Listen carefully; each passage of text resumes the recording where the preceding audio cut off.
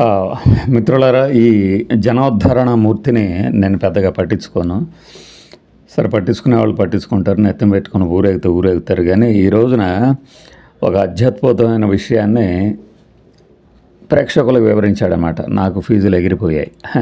ఎందుకంటే మనవాడు రంకెలేస్తూ చెప్పగానే వామ్మో వామ్మో ఏదో జరగబోతుంది అనుకుంటారు. కాబట్టి ఆడియో ఎందురుగానే జగన్ విసిరేసిన మూడు ముక్కల్లో ఒకటి కాదు. స్టీల్ సిటీ, సిటీ విశాఖ ప్రపంచాన్ని ఏలబోతోంది. చూడండి, బిల్డప్ చూడండి. కూటమి పాలనలో సాంకేతిక కెరటం సునామీలా ముంచెత్తబోతోంది. ఒడి అమ్మ, ఎవడో రాసింది? సాంకేతిక సునామీలాగా ముంచెత్తబోతుందా? ఏదైనా నెగిటివ్ వర్డ్స్ వాడతారు ఎక్కడన్నా? సరే, ఇక డిజిటల్ యుగంలోకి విశాఖ నగరం అడుగు పెట్టబోతోంది. ఇప్పుడు లేదా? ప్రపంచంలోనే ఒక మేటి నగరమై డేటా సిటీగా మారబోతోంది. ఓకే, ప్రపంచానికి చదువు చెప్పడమే కాదు, ప్రపంచానికే డిజిటల్ పాఠాలు చెప్పే స్థాయికి ఎదగను. ఏంట్రా బాబు ఇది? సముద్ర కెరటాల నుంచి డేటా తరంగాల వరకు విశాఖ ఇప్పుడు ఇండియాకి కొత్త డిజిటల్ రాజధానిగా మారబోతోంది. ఇవి కేవలం మాటలు కాదు. మెటా సంస్థ చేపట్టబోతున్న అతి పెద్ద ప్రాజెక్టుకు పడబోతున్న పునాది రాళ్లు. మెటా సంస్థ ప్రపంచంలోనే అతి పెద్ద subsea cable project whatever. తెలుసారా ఇది? అసలు దీని అర్థం తెలుసా? వైజాగ్, ముంబైని ల్యాండింగ్ పాయింట్స్ గా ఎంపిక చేశారు. అర్రే, ఇది మామూలు విషయం కాదు. 50,000 కిలోమీటర్ల పొడవున్న ఈ cable America, Brazil, South Africa, India ఈ మాత్రం ఇంటర్నెట్లో ఎతికితే మాకు కూడా కనబడతాయి. కాసేపట్లో చెప్తా. కలుపుతుంది. ఇది 2030 నాటికి వైజాగ్ తీరానికి చేరబోతుంది. ఈ కీలక ప్రాజెక్ట్ కోసం భారత్ లో తమ ల్యాండింగ్ భాగస్వామిగా సైఫీ టెక్నాలజీను చూసారా? ఈడు నిరక్షర కుక్షి విషయంలో అని చెప్పడానికి ఇది ఏం లేదండి. సిఫీ టెక్నాలజీస్ని మనోడు సైఫీ అంటున్నాడు అనమాట. కంగారు పడకండి. సిఫీ టెక్నాలజీ, ఈ సిఫీ టెక్నాలజీస్ ఏంటనేది కూడా చెప్తా నేను. మెటా నియమించుకుంది. అబ్బా, $5 మిలియన్ ఈ ఒప్పందం జరిగింది. దీనిని మెటా సంస్థ కూడా ధృవీకరించిందా? అది చూసారా పదాలు? వాళ్ళు ధృవీకరించబోతే అబద్ధం అని ఎవడన్నా అంటాడేమోనండి. ఇది మాత్రమే కాదు, గూగుల్ సంస్థ కూడా $6 billion scale data centre $6 billion విశాఖలో నిర్మిస్తోంది. ఇది కూడా ఏషియాలోనే అతిపెద్ద ప్రాజెక్ట్. అబ్బా, సోలార్ పవర్ తో నడిచే ఏఐ సర్వర్లు, క్లౌడ్ సిస్టమ్స్, డేటా బ్యాకప్ సెంటర్లు అన్ని మన విశాఖలోనే ఉండబోతున్నాయి. డేటా సెంటర్ విశాఖపట్నంలో పెడితే విశాఖపట్నంలో కాకపోతే అమెరికాలో ఉంటాయా సన్నాసి? ఈ ప్రాజెక్ట్ ప్రారంభమైతే వైజాగ్ భారత్ కి ఇప్పుడు నిర్మిస్తుంది అన్నాడు, మళ్ళీ ప్రారంభం అయితే డేటా హార్ట్ బీట్ అవుతుంది. హార్ట్ బీట్ అవుద్దా? ఏది ఇంకొకసారి అన్నమ్మా? భారత్ కి డేటా హార్ట్ బీట్ అవుతుంది. ఓకే. దక్షిణాసియా దేశాల్లో మరి ముంబై ఏమైంది? ఇప్పుడు దాకా డేటా సెంటర్లు ఉన్నాయి. ఇంటర్నెట్ డేటాకు డిమాండ్ విపరీతంగా పెరుగుతుంది. అరే ఎట మరి? ఇప్పటికే దేశీయ దిగ్గజ సంస్థలు ఇవన్నీ మనోడు ఏం చేశాడంటే రాసుకొని వచ్చి పెద్దగా అరుద్దాము, ఏదో జరుగుతుంది, అరే మా ఏపీ ఎట్టయితుందో తెలుసా అని ఎర్రి పప్పలను చేద్దాం జనాల్ని. సిస్టమ్స్ పై పెద్ద ఎత్తున పెట్టుబడులు పెడుతున్నాయి. అరే ఇప్పుడు మెటా, గూగుల్ వంటి అంతర్జాతీయ కంపెనీలు కూడా ముందుకొస్తున్నాయి. ఇప్పుడు దాకా చెప్పింది అదే కదా. మెటా కేబుల్ సిస్టమ్ భారత్ లో $10 బిలియన్ వరకు పెట్టుబడులు పెట్టబోతుంది. ఓకే. వాట్ ఎవర్ ప్రాజెక్టు ప్రపంచంలోని 5 ఖండాలను కలుపుతూ 50,000 కిలోమీటర్లకు పైగా కేబుల్ ఏర్పాటు చేయబోతుంది. ఓకే. అంటే ఇది మొత్తం భూమి చుట్టుకొలత కంటే ఎక్కువ. అబ్బా, కొలిచాడండి. ఇప్పటి వరకు భారత డేటా కేబుల్స్ ఎక్కువగా ముంబై, చెన్నై మీదుగా వచ్చాయి. ఓకే. ఇప్పుడు వైజాగ్ కొత్త డిజిటల్ గేట్వే అవుతుంది. సరే, ఈయన చెప్పిన దాన్ని బట్టి నేను ఒక విషయం చెప్తా. ఇంటర్నెట్ ఉన్నప్పుడు ఎవడు గురువు కాదు, ఎవడు శిష్యుడు కాదు, జూనియర్ కాదు, సీనియర్ కాదు. మనవాడు ఏం చెబుతున్నాడంటే ఈ మెటాకి సంబంధించి మెటా అంటే ఫేస్బుక్ మనకి పేరెంట్ కంపెనీ అనుకోండి. ఫేస్బుక్ ఏం చేస్తుందంటే ఒక ఇంటర్నెట్ సిస్టమ్ని, అంటే ఇంటర్నెట్ ప్రాజెక్ట్ ఒకటి చేపడతాం అనుకుంటుంది. దేనికయ్యా అంటే రాబోయేదంతా కూడా ఆర్టిఫిషియల్ ఇంటెలిజెన్స్ యుగం. కాబట్టి దానికోసం మనం డేటా సెంటర్లతో పాటు ఒక నెట్వర్క్ని ఈ సబ్సీ అర్థం చెప్పి కదా. సబ్సీ అంటే సముద్రం కింద అని, అంతర్భాగంలోని.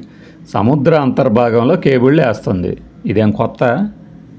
మీకు కరెక్ట్గా గుర్తుంటే ఒక నెల క్రితం కేబుల్కి ఇంటర్నెట్ సర్వీసులు బాగా ఆగిపోయాయి. ఎందుకు అంటే మన మిడిల్ ఈస్ట్ ప్రాంతంలో సముద్రంలో కేబుల్ తెగిపోయాయి. దానివల్ల ఇంటర్నెట్లో అంతరాయం కలుగుతుందని చాలామంది గగ్గోలు ఎత్తిచ్చారు, గుర్తుండే ఉంటుంది. అలాంటిదే మెటా కూడా, ఫేస్బుక్ కూడా ఏంటంటే ఇంకోటి తయారు చేసుకుంటుంది. మనకి ఇక్కడ టాటా కమ్యూనికేషన్స్ వాళ్ళు అక్కడి ప్రాజెక్ట్ ఇందాక ఏదైతే చెప్పుకున్నామో మనం, కొన్ని డేటా కేబుల్ తెగిపోయి సర్వీసులకి అంతరాయం కలిగింది కదా, అలాంటిది ఇండియాలో వరకు టాటా వాళ్ళు నిర్వహిస్తున్నారు. ఇదేం కొత్త విషయం ఏం కాదు, ఏం లేదు. ఇప్పుడు మనకి భీమ్టెల్, ఎయిర్టెల్ ఇలా కొన్ని ఇంటర్నెట్ సర్వీస్ ప్రొవైడర్లు ఉంటాయి కదా, వైర్లతో ఇచ్చేవి. అలాంటిది ప్రపంచం మొత్తం సర్వీస్ ప్రొవైడర్లు తయారవుతున్నారు. వీళ్ళు ఏంటంటే త్రూ సీ అంటే ఓషన్, సముద్ర మార్గంలో వేస్తే ఏంటంటే ఇవి తెగిపోవటానికి తక్కువ ఆస్కారం ఉంటుంది, అదిగాక అంతరాయాలు కూడా కలగవు అని చెప్పేసి ఆ మార్గంలో బిజినెస్ చేసుకుంటున్నారు.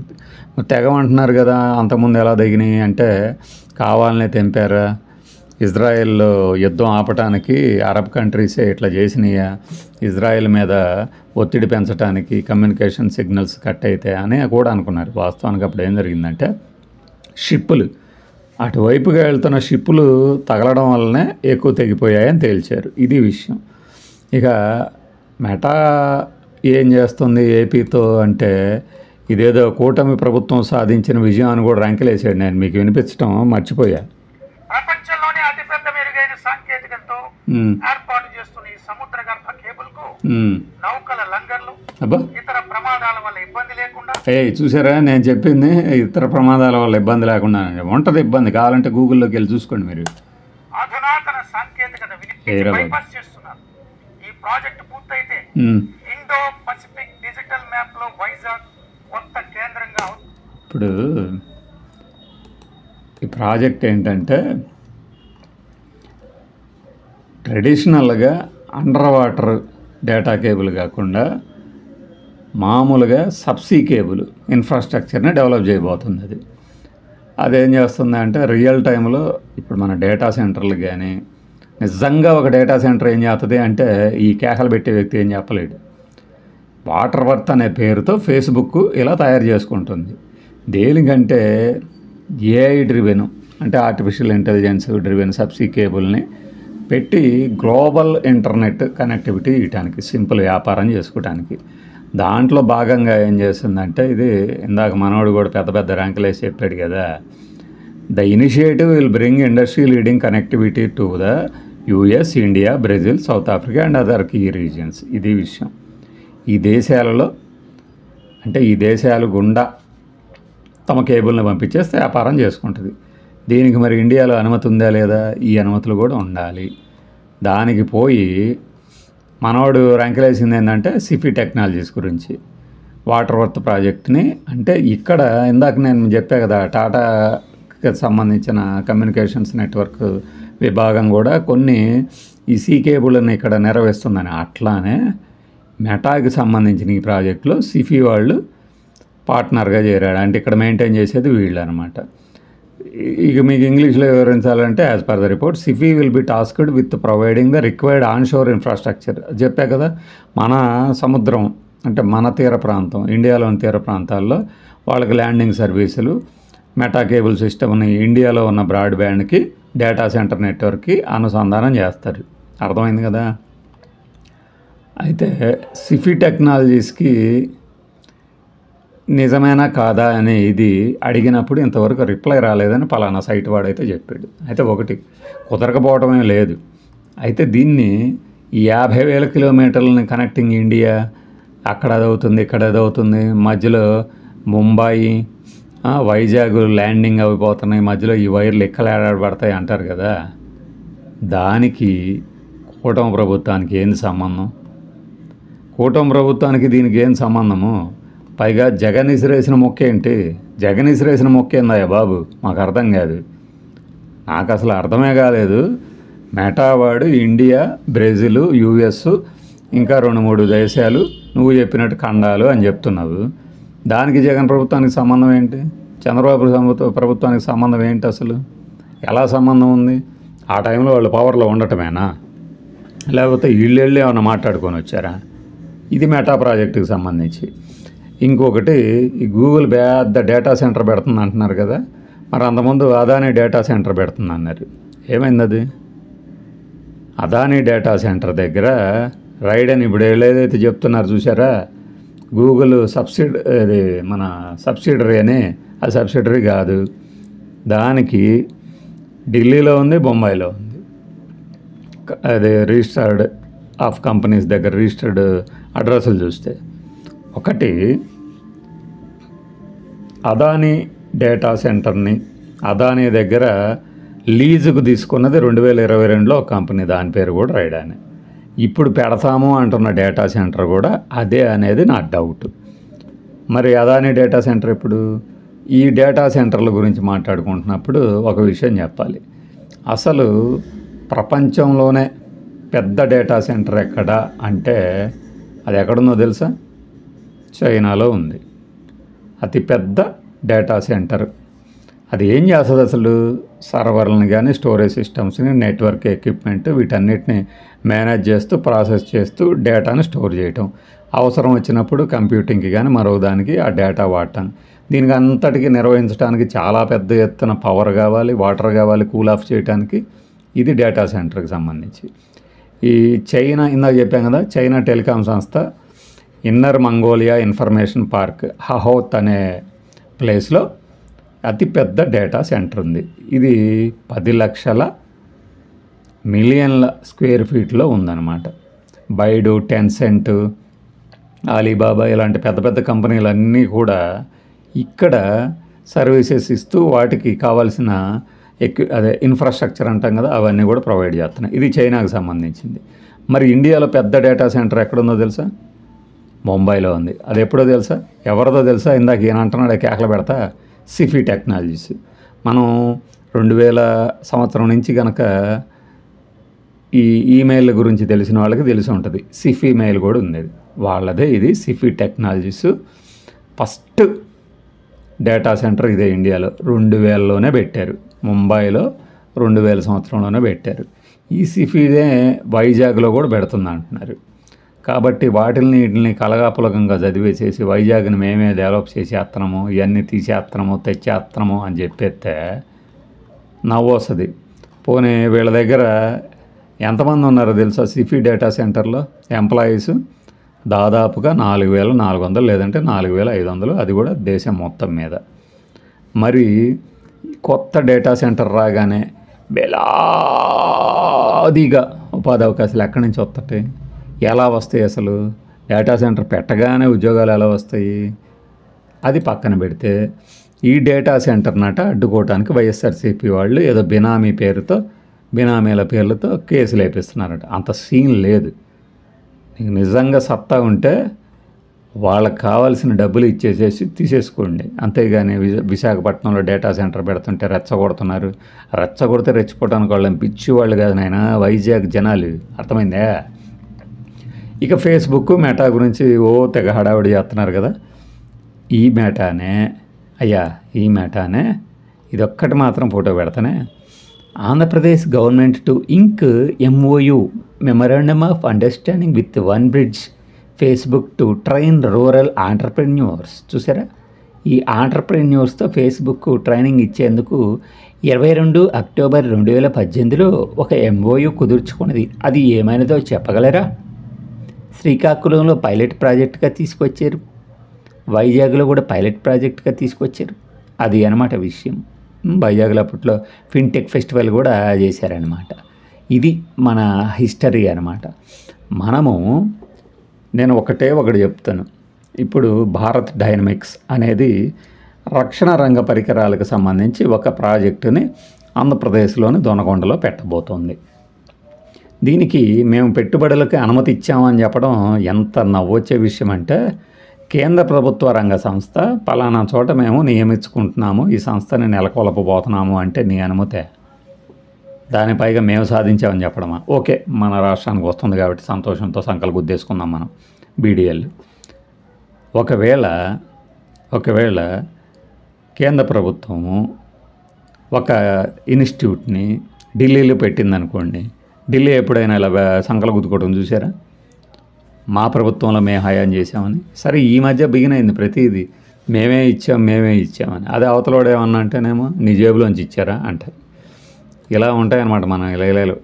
ఇప్పుడు Meta platforms in discussions to construct a new data centre campus for artificial intelligence projects with potential cost exceeding $200 billion అని ఏదో ఉంది కదా, దాన్ని తీసురండి.